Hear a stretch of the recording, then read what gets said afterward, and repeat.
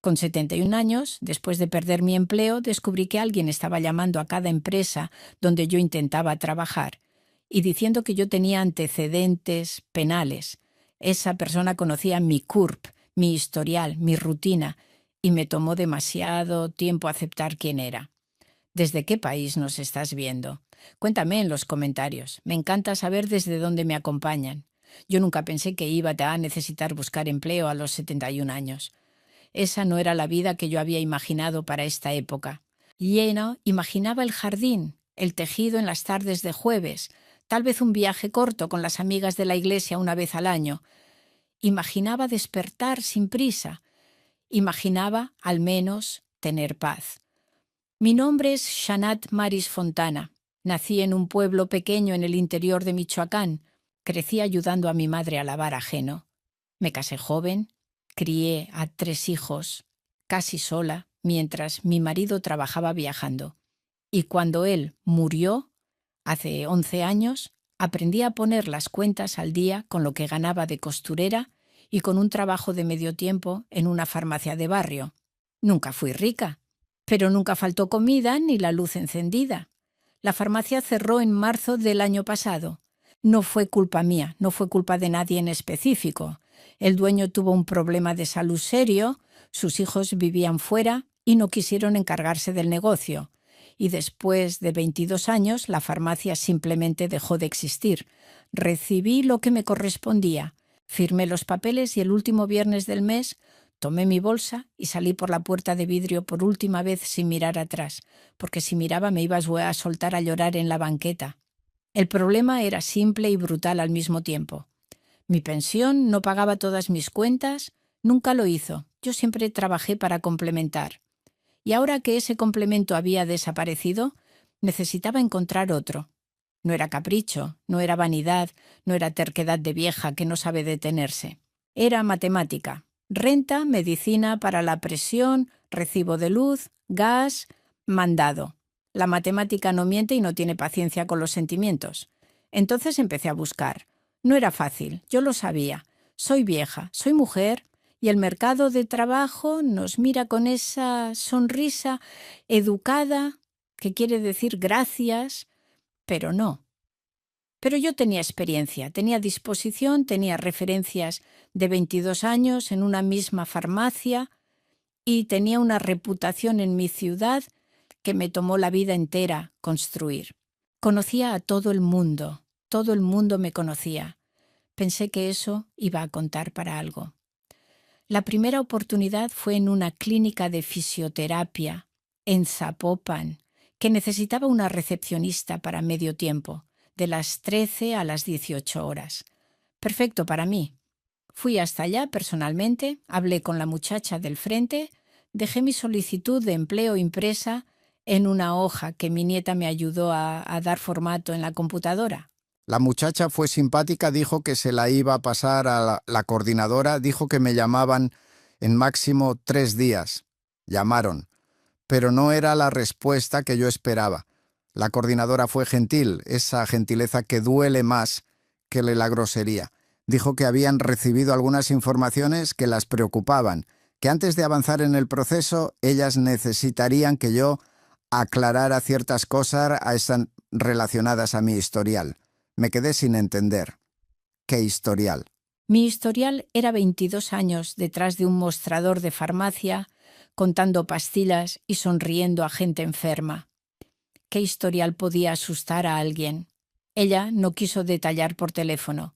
Dijo que si yo quería podía ir allá a platicar. Fui al día siguiente.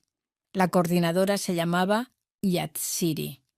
Tenía unos 40 años, usaba lentes de armazón grueso y parecía una mujer justa. Ella me explicó, con cuidado, que alguien se había puesto en contacto con la clínica diciendo que yo tenía antecedentes penales relacionados con el desvío de medicamentos, que había un acta registrada, que ella no estaba diciendo que lo creyera, pero que necesitaba investigar antes de contratarme.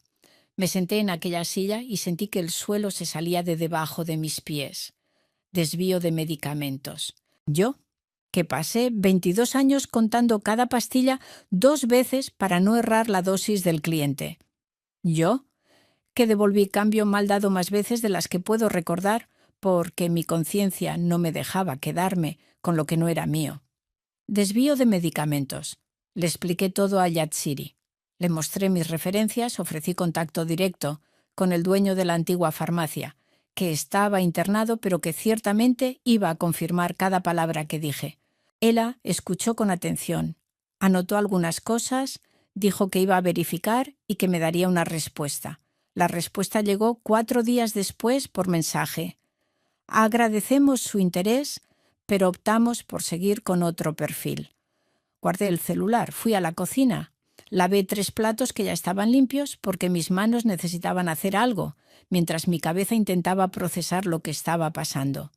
Pensé que era coincidencia. Pensé que era el mundo siendo difícil con quien ya es viejo. Pensé en varias cosas, pero no pensé en la cosa correcta. Todavía no. En las semanas siguientes intenté en más 4 lugares una tienda de artículos religiosos que necesitaba a alguien para atención, un consultorio dental que quería una auxiliar administrativa, una guardería particular que necesitaba un auxiliar para el periodo de la tarde y una cooperativa de productos orgánicos que tenía una vacante de encargada. Todos me llamaron, todos cancelaron. Y cuando yo presionaba con gentileza para entender el motivo, la respuesta venía siempre con palabras diferentes pero con el mismo peso. Alguien se había puesto en contacto. Había informaciones, había preocupaciones. En una tarde de martes, la mujer de la tienda de artículos religiosos fue más honesta que las otras. Ella me dijo con voz baja que una persona había llamado diciendo ser empleado de una oficina de protección al consumidor y que había irregularidades en mi historial de trabajo, que yo había sido investigada por sustracción de productos en empleos anteriores, que él recomendaba cuidado. Fui a casa a pie aquella tarde, aunque estaba lejos, porque necesitaba el tiempo para pensar. Y mientras caminaba por la banqueta irregular de la calle que conozco hace 40 años, un pensamiento que yo estaba empujando lejos comenzó a afirmarse en medio del pecho como una piedra. Alguien me conocía bien. Sabía dónde me estaba postulando. Sabía de mi historial en la farmacia. Sabía usar la palabra exacta, el tono correcto, la preocupación justa para hacer que una persona desconfiara de mí. No era un desconocido haciendo eso. Un desconocido no tiene ese nivel de detalle. Un desconocido no sabe exactamente dónde llamar, justo después de que dejó mi solicitud. Pero yo aún no podía nombrar quién era, porque el nombre que estaba surgiendo en mi cabeza era imposible. Era el nombre de mi hijo. Iskander es el más viejo de mis 3 hijos. Tiene 46 años, es contador, vive a 12 minutos de mi casa y tiene una vida arreglada. Esposa, 2 hijos adolescentes, camioneta nueva cada año, una casa en un fraccionamiento bueno. Siempre fue el hijo que triunfó, al menos en la versión que la familia contaba hacia afuera.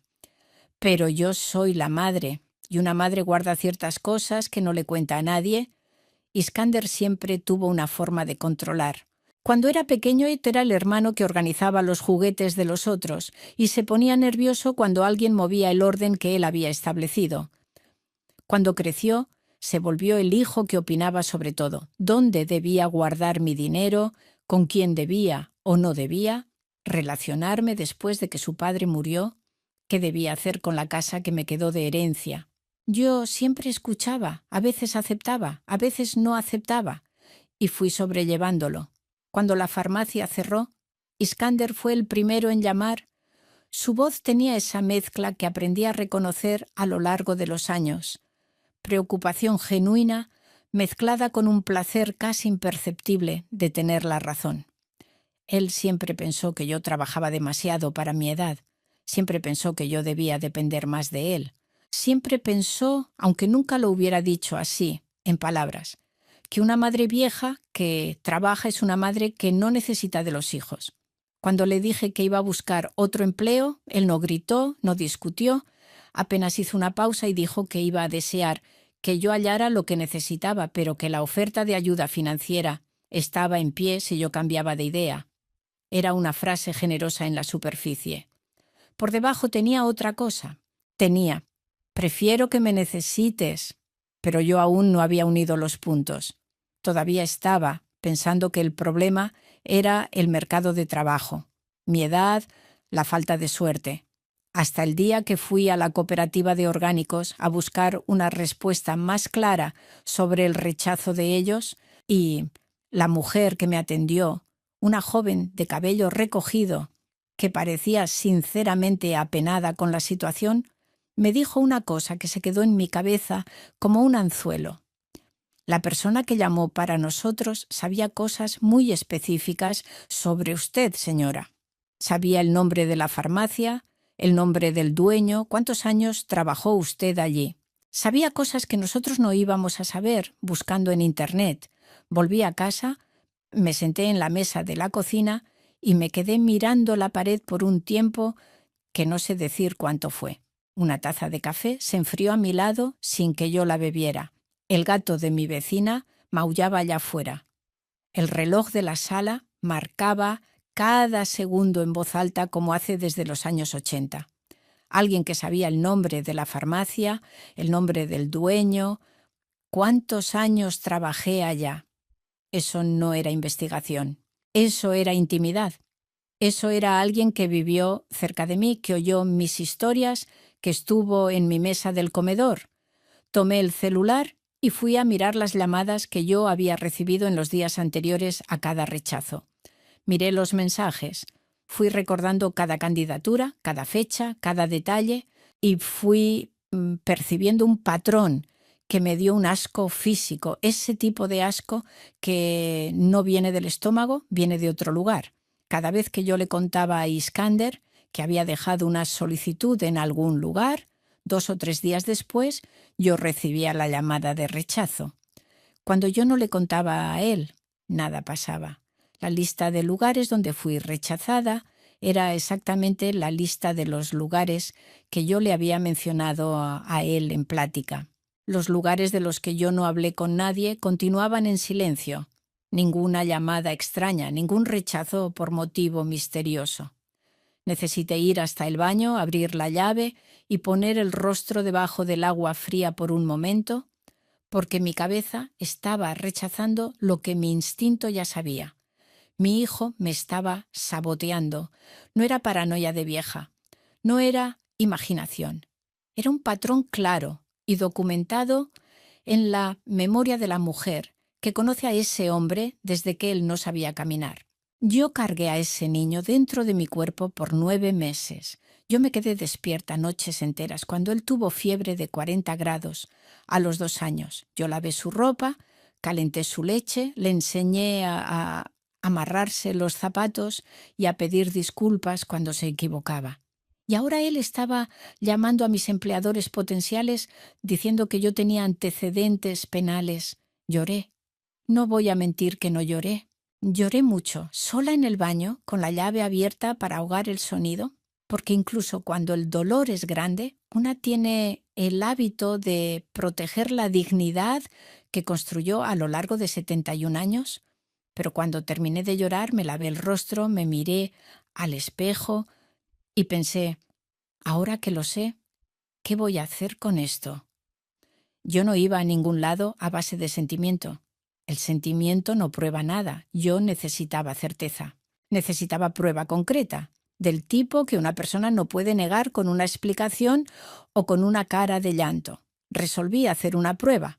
Creé una postulación falsa, fui hasta una papelería, imprimí una solicitud, elegí una tienda de materiales de construcción que tenía un aviso de empleo en la vitrina, un lugar donde yo jamás iría a trabajar de verdad, lejos de mi área, lejos de mi perfil, y dejé mis papeles allá un jueves por la tarde sin contárselo a nadie, de verdad, ni a mi hija la mediana, ni a mi amiga Chonita, ni al padre de la misa, a nadie. Pasó una semana, ninguna llamada extraña, ningún rechazo por motivo misterioso. El silencio fue la prueba más ruidosa que yo haya escuchado. El viernes siguiente dejé otra solicitud en otro lugar, una panadería que estaba contratando para la caja. Esta vez se lo conté a Iskander de paso en una llamada rápida sobre otra cosa, soltando el nombre de la panadería en medio de la conversación como quien no quiere la cosa.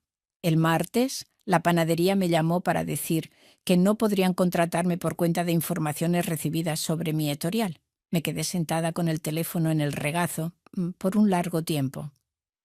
No lloré esta vez. Ya no tenía más lágrimas para eso.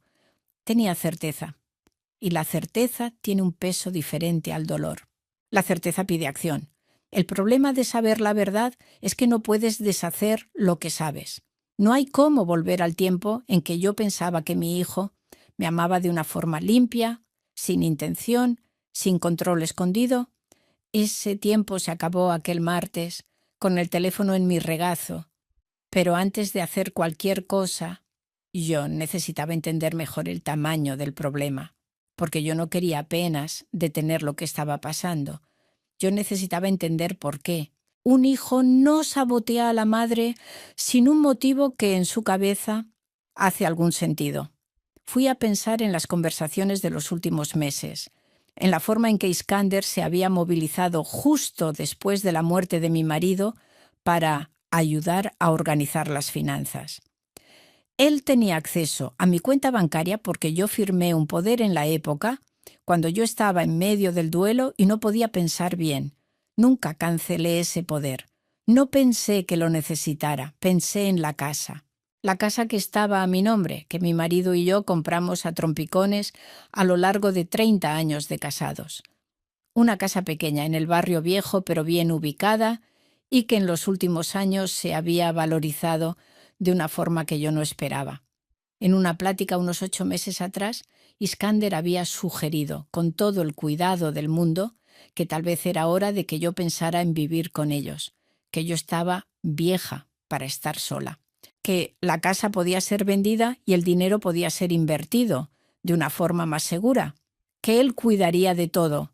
Yo había dicho no, dicho con gentileza, pero con firmeza. Dije que me sentía bien donde estaba, que tenía mi rutina, mi independencia, mi vida, que cuando el día llegara en que yo necesitara ayuda de verdad, platicaríamos. Pero que ese día no era hoy. Él no insistió en esa hora, pero me acuerdo de cómo él se quedó quieto por un tiempo después de mi respuesta. Un silencio que en la época yo interpreté como respeto. Ahora lo leía diferente. Si yo no trabajaba, mi ingreso se resumía a la pensión. Pensión que no pagaba todo. Conforme el tiempo pasara y las dificultades se fueran acumulando, naturalmente yo iba a necesitar ayuda. Naturalmente yo me iba a acercar al hijo que estaba dispuesto a ayudar.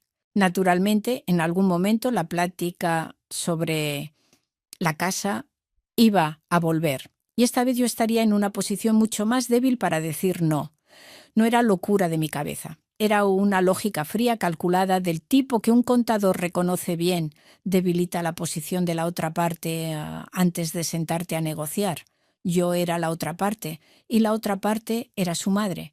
Aquella realización se quedó conmigo por días, no de una forma dramática, no de una forma que me dejara en la cama sin poder levantarme, sino de una forma constante, como una piedra pequeña dentro del zapato, que no puedes ignorar por más que intentes. Iba a hacer la comida pensando en eso. Iba a regar las plantas pensando en eso. Iba a acostarme por la noche y mirar al techo de mi casa. El techo que pinté de blanco hace 5 años porque quería que la sala quedara más clara, y me quedaba pensando en eso. Fue en una de esas noches que me acordé de Chonita. Chonita es mi amiga hace 43 años. Nos conocimos en una fila de banco, en una época en que se esperaba 2 horas en una fila de banco y no había que hacer más que platicar con quien estaba al lado. Ella es 3 años más vieja que yo, es viuda también, y tiene una hija abogada que vive en la misma ciudad. No una abogada famosa, no una abogada de televisión, pero una mujer competente que trabaja con causas de familia y derecho del consumidor, y que, según Chonita, no tiene miedo de enfrentar a quien necesite ser enfrentado. Nunca necesité abogado en la vida. 71 años sin necesitar abogado era una cosa que yo consideraba una bendición, pero estaba en la hora de cambiar ese historial, Llamé a Chonita una mañana de sábado, le conté todo. Y cuando digo todo, digo de verdad todo. La farmacia que cerró, los intentos de empleo, los rechazos extraños, la prueba que hice con la panadería y la conclusión que yo saqué de todo eso. Se lo conté con calma, sin drama, porque ya había pasado por la fase del drama sola en el baño con la llave abierta. Chonita me escuchó sin interrumpir, que ya es por sí solo una virtud rara. Cuando terminé, ella se quedó quieta por un momento. Después dijo que iba a llamar a su hija ese mismo día. Su hija se llamaba Yadira, y Yadira me recibió el lunes siguiente en su despacho, que era una oficina simple en un segundo piso en el centro de la ciudad, con un estante lleno de libros y una planta en la ventana que probablemente estaba pidiendo más atención de la que recibía. Ella tenía unos 40 años, cabello oscuro, trato directo, ese tipo de persona que escucha de verdad y no se queda mirando el reloj. Le conté todo de nuevo. Ella tomó notas, hizo preguntas, quería saber exactamente qué había dicho cada empleador, quería saber las fechas, quería saber detalles sobre el poder que yo había firmado para Iskander, quería saber sobre la casa. Al final, colocó la pluma encima del bloque de notas y me miró con aquella expresión de quien va a decir algo importante y quiere tener certeza de que la persona está lista para oír. Lo que se está haciendo es ilegal, dijo ella. Difamación, interferencia en relación de trabajo y dependiendo de cómo el poder fue usado puede haber otras implicaciones. Pero para probarlo necesitamos documentación. Necesitamos más que su memoria y su prueba con la panadería. Yo estuve de acuerdo. Y fue allí que comencé a planear con cuidado por primera vez, en vez de reaccionar con sentimiento. Yadira me enseñó a documentar. Parecía simple, pero tenía un arte en eso que yo no conocía. Primero, los mensajes. Todos los contactos que Iskander había hecho conmigo en los periodos que coincidían con los rechazos, yo necesitaba guardarlos. Fui tras todo lo que tenía en el celular, organicé por fecha, anoté en un cuaderno lo que cada plática había revelado sobre qué candidaturas yo había mencionado. Era un trabajo meticuloso de quien tiene paciencia, y yo siempre tuve paciencia. 22 años contando pastillas en farmacia forma el carácter de una forma específica. Segundo, los empleadores. Yadira sugirió que yo volviera con algunos de ellos, no para pedir empleo de nuevo, sino para entender mejor lo que se había dicho. No con todos, solo los que habían sido más transparentes conmigo. La mujer de la cooperativa de orgánicos, Yatsiri, de la clínica de fisioterapia.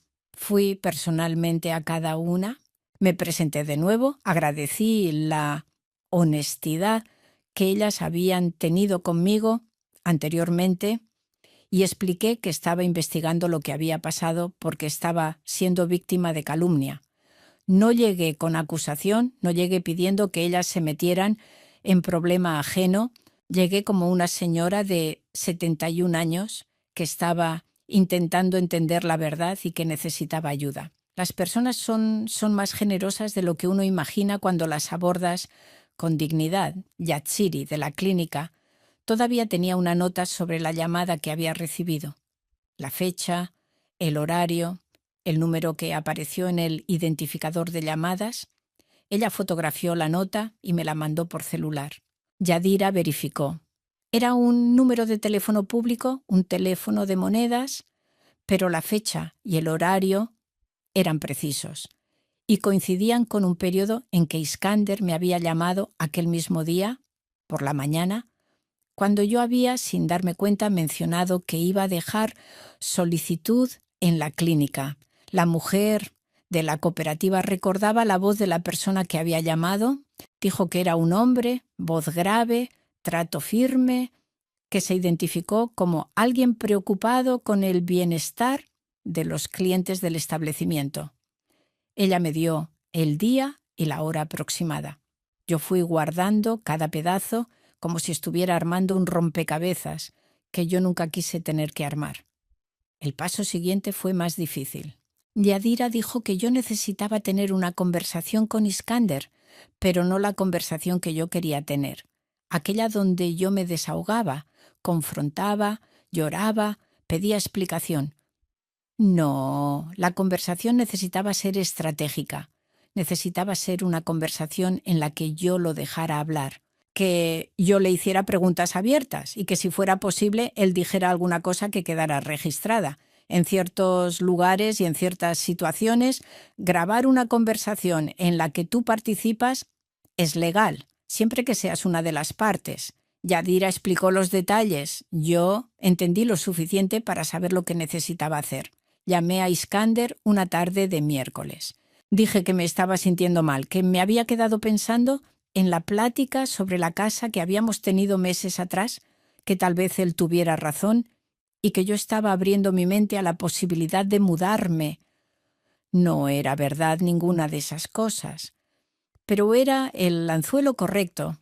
Él vino el jueves por la tarde. Me senté en mi sala, con el celular encendido discretamente sobre la mesa, al lado de la taza de café, en una aplicación que grababa el audio. Hice café, puse pan dulce, todo normal, todo como siempre fue. Y conversamos. Él estaba relajado, más relajado de lo que lo había visto en meses. Y cuando yo dije que estaba desistiendo de buscar empleo, que estaba cansada, que creía que tal vez fuera hora de aceptar la realidad de mi edad, algo en su rostro cambió de una forma sutil que yo reconocí. Era alivio, un alivio que él intentó esconder luego enseguida, pero que apareció demasiado rápido para ser disfrazado. Dijo que yo estaba siendo sabia, que yo merecía descanso, que él siempre supo que yo iba a llegar a esa conclusión en la hora correcta. Después, con un cuidado que parecía ensayado, él tocó el asunto de la casa. Dijo que había estado investigando, que el mercado estaba favorable, que una venta en aquel momento podría rendir un dinero muy bueno, que él podía administrar para mí de una forma que rindiera más de lo que yo imaginaba, que yo no necesitaría preocuparme por nada. Yo escuché. Hice preguntas simples, lo dejé hablar. Y él habló bastante. En ningún momento él admitió lo que había hecho. Pero en varios momentos él demostró un nivel de conocimiento sobre mis intentos de empleo que él no debía tener, cosas que yo nunca le conté. En un momento, sin darse cuenta, mencionó un detalle sobre la cooperativa de orgánicos, un detalle específico sobre el proceso de selección de ellos que yo nunca había comentado con nadie. Cuando él se fue aquella tarde, me dio un abrazo en la puerta, aquel abrazo de hijo preocupado que él siempre daba, y yo lo abracé de vuelta porque mi cuerpo hace eso en automático después de 46 años. Pero cuando la puerta cerró, me quedé parada en el pasillo por un largo momento, con la mano aún en la perilla. Tenía lo suficiente. No era una confesión, pero era suficiente para dar el siguiente paso. Yadira analizó la grabación con cuidado. Dijo que el detalle sobre la cooperativa, combinado con todo lo demás que yo había documentado, construía un cuadro bastante claro. No era prueba definitiva de un crimen, pero era el comienzo sólido de un caso civil por difamación e interferencia ilícita en proceso de empleo.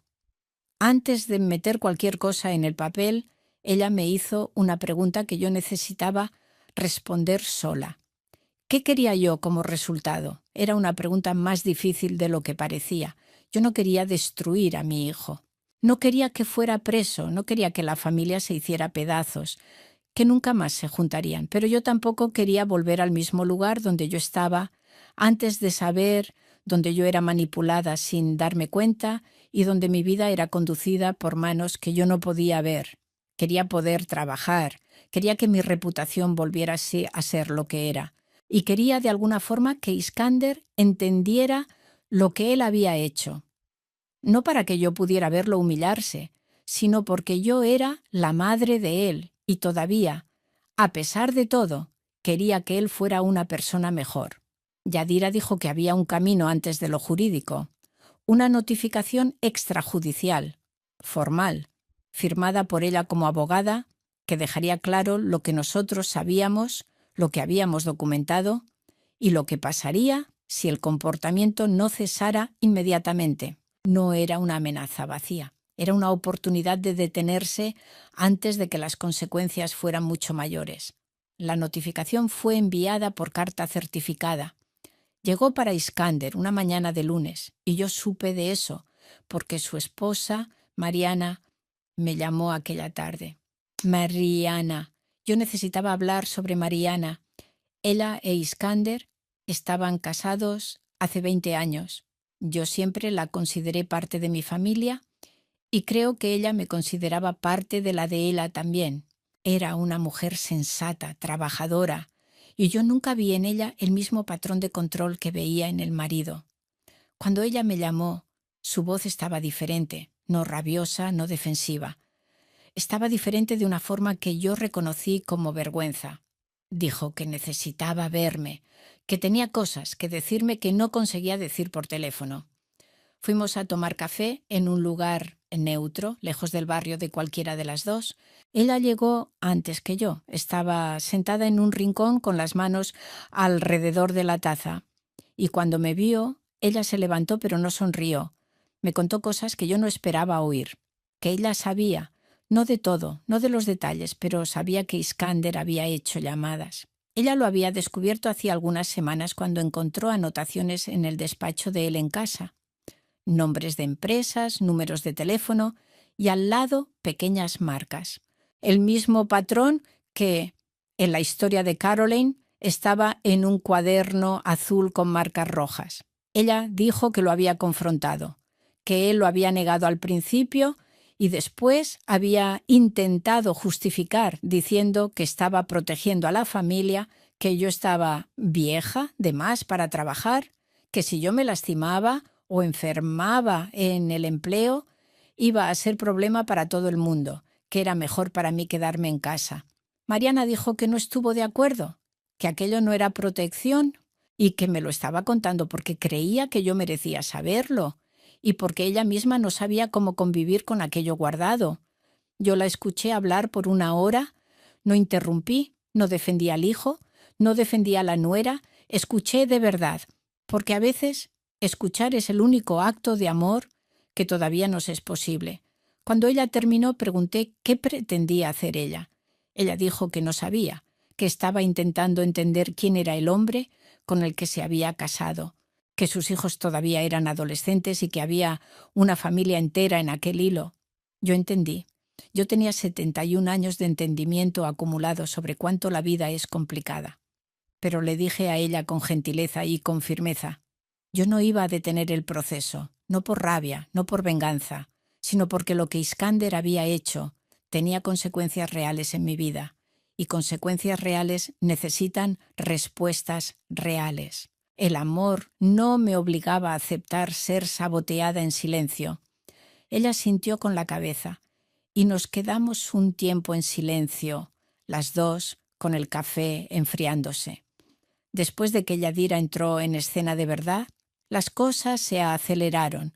La notificación extrajudicial no produjo una respuesta formal de Iskander, lo que Yadira dijo que ya esperaba.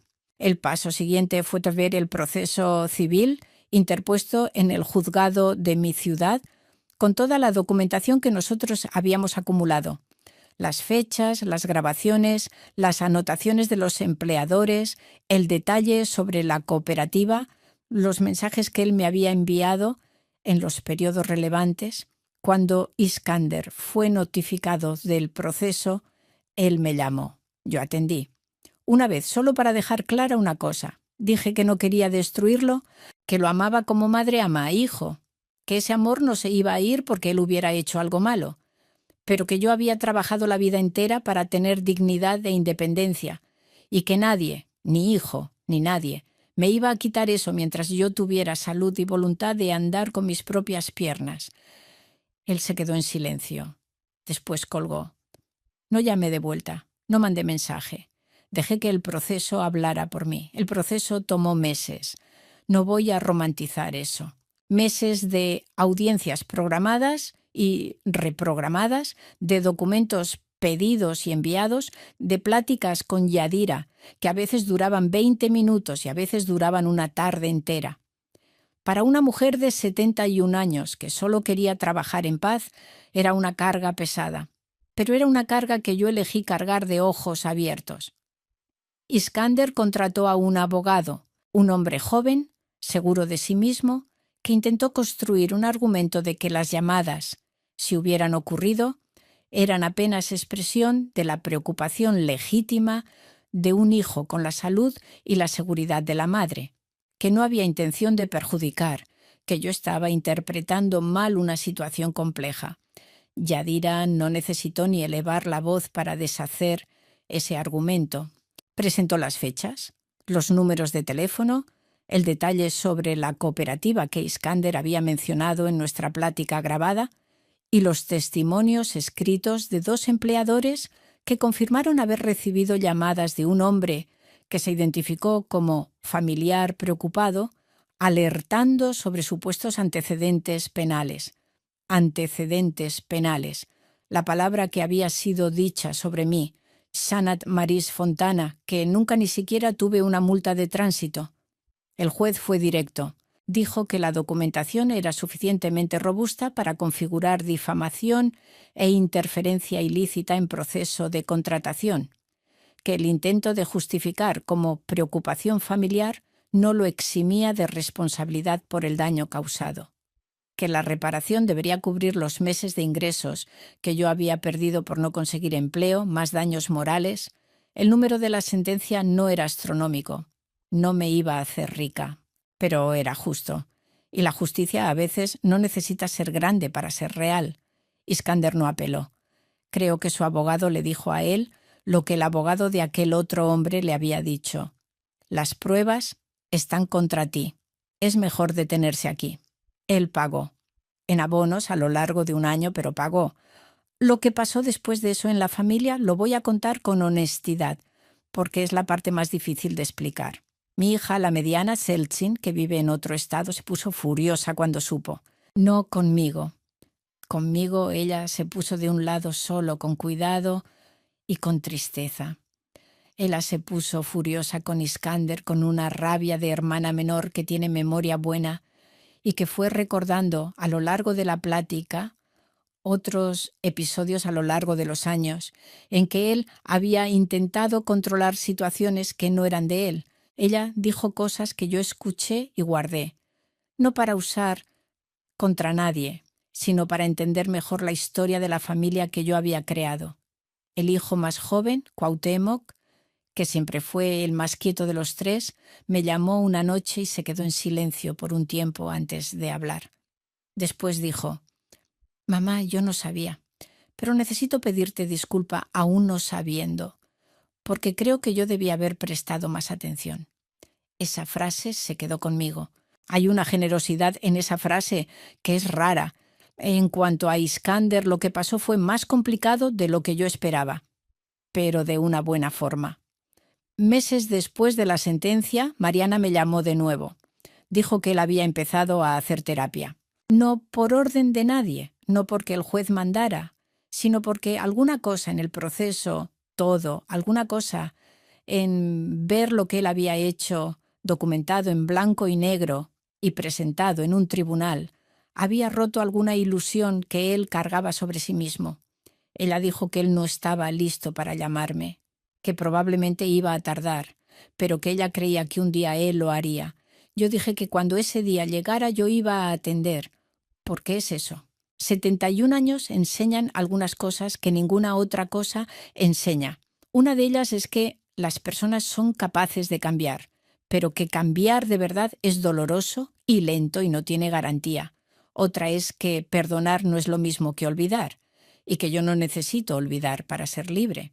La puerta de mi vida continúa abierta para mi hijo, pero la llave de esa puerta ahora está conmigo.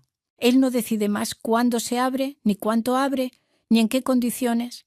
En cuanto a mí, encontré empleo, no en una farmacia, no en una clínica, no en ninguno de los lugares donde intenté antes. Encontré en una escuela municipal de educación infantil, donde necesitaban un auxiliar para el periodo de la mañana, alguien que tuviera paciencia con niño pequeño y que no se importara con el ruido. Dejé mi solicitud un lunes. El jueves me llamaron. El lunes siguiente yo estaba allá, con mi mandil azul, organizando los materiales de dibujo de un grupo de niños de 4 años que no saben nada sobre procesos judiciales, sobre difamación, sobre hijos, que intentan controlar madres. Saben apenas que la doña Xiana tiene buen regazo y cuenta historia de una forma que ellos no consiguen resistir. Es lo suficiente. En realidad, es más que suficiente. Toda mañana despierto temprano, tomo mi café con leche, riego mis plantas, cierro la puerta de mi casa con mi propia llave y sigo para el trabajo que yo conquisté con mi propia determinación. Nadie me lo dio de regalo, nadie me lo quitó. Yo luché y es mío. Mi pensión más el salario de la escuela paga todas mis cuentas y todavía sobra un poco que estoy guardando para un viaje que ya estoy planeando con Chonita para el año que viene. Un recorrido en tren pasando por pueblos históricos, algo que siempre quise hacer y que siempre aplazaba, porque había siempre alguna cosa más urgente, siempre alguien que necesitaba más de mí que yo de mí misma. No hay nada más urgente que mi propia vida. Cuento esta historia no para que usted odie a mi hijo. No me interesa el odio de nadie. Cuento porque sé que en algún lugar ahora existe una señora como yo, o un señor como yo que está intentando trabajar, intentando mantenerse de pie con dignidad, y que está siendo perjudicado por alguien que debía protegerlo, sea un hijo, sea un pariente, sea alguien que mezcla el control con el amor de una forma tan hábil que uno tarda para distinguir uno del otro. Para esa persona, yo quiero decir, querer trabajar con 70 años no es terquedad, querer su independencia no es ingratitud, querer que su vida sea suya de verdad no es egoísmo, es dignidad, y la dignidad no tiene fecha de caducidad. Mi abuela siempre decía que uno solo es viejo cuando deja de querer. Yo todavía quiero mucha cosa. Entonces todavía no soy vieja. Si esta historia lo tocó a usted de alguna forma, si le recordó a alguien que conoce o una situación que usted mismo vivió, por favor, suscríbase al canal, dele me gusta a este video y deje un comentario contándome. Su historia también importa y yo leo todo. Y si quiere formar parte de una comunidad de personas que creen que independencia y dignidad no tienen fecha de vencimiento, considere hacerse miembro del canal. Es una forma de decir que está presente. Y para mí, eso significa mucho. Hasta la próxima historia.